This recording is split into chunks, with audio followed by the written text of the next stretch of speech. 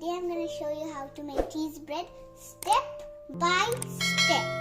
So for that we need a toaster, one plate, a square of cheese and 2 slices of bread. So first, let's turn on the switch. Bring the toaster forward. Take 2 breads out. 1 and 2. One goes on this side, the other goes here. Now keep it like that. Now we have to press, so now we can bake. Yay! Now the bread is toasted. I'm going to take it out. And first, we put the cheese. Then we open it.